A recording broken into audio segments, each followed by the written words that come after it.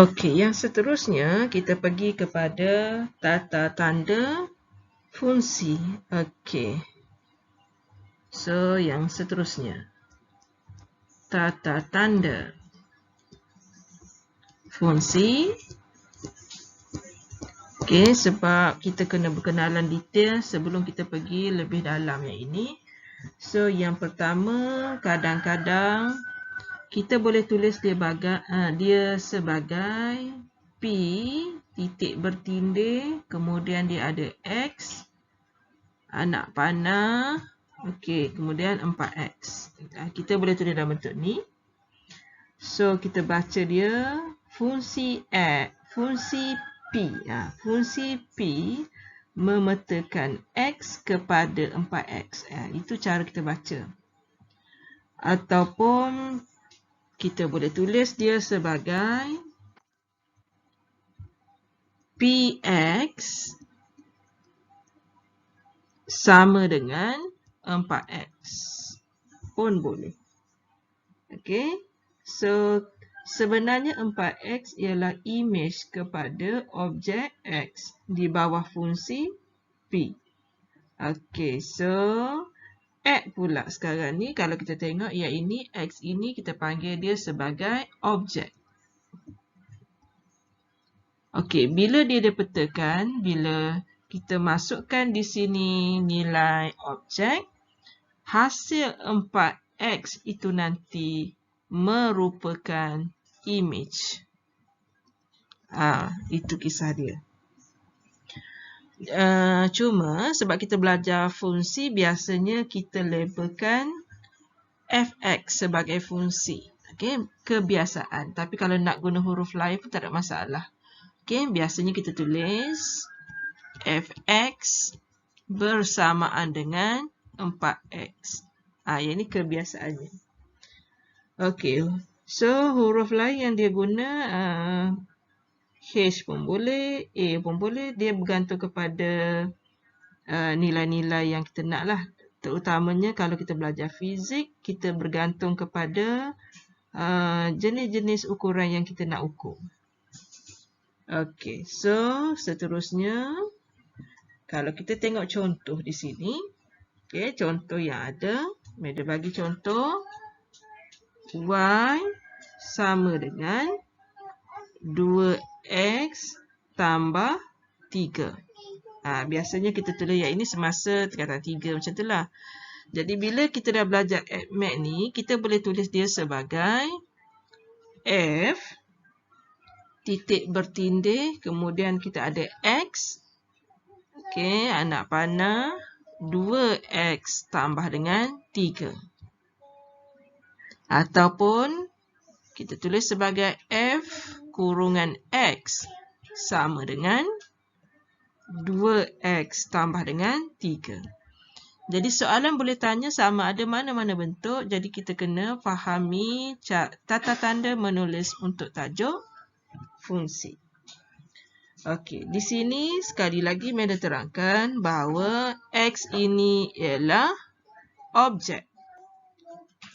Okey, so untuk yang ini nanti apabila contohnya pelajar memasukkan objek 1. Okey, bersamaan dengan tempat X tu dah menjadi objek 1 tambah dengan 3 dan image yang dihasilkan ialah 2 tambah 3 iaitu 5.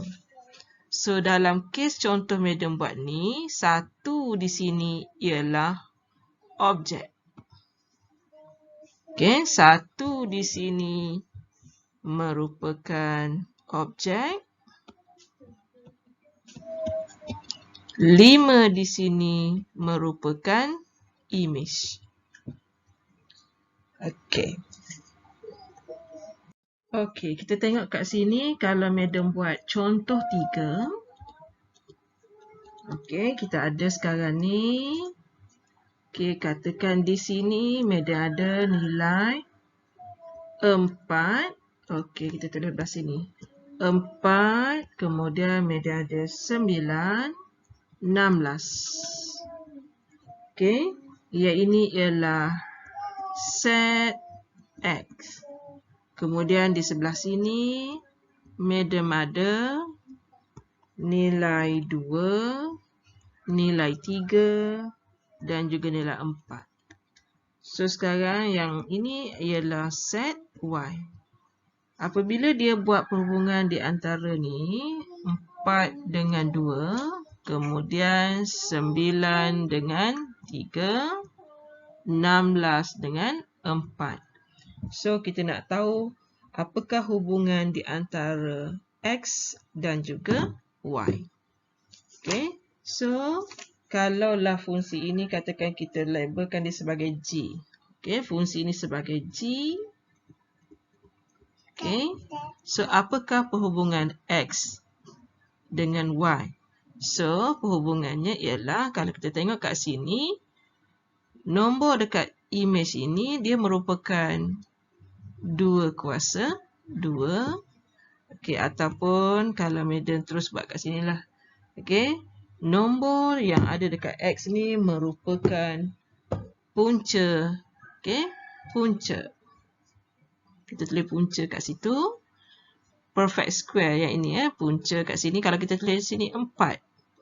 Okay, madam buat X kat sini. Okay, kita cuba masukkan di sini.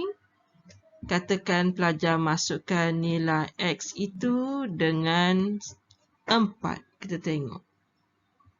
Okay, pelajar masukkan G4 bersamaan dengan punca kuasa 4. Akhirnya dia akan memberikan nilai pada set Y iaitu 2. Okey, kita tak boleh try untuk satu unsur saja. Kita kena try lebih lagi. Contohnya kita ambil nilai yang seterusnya iaitu G9.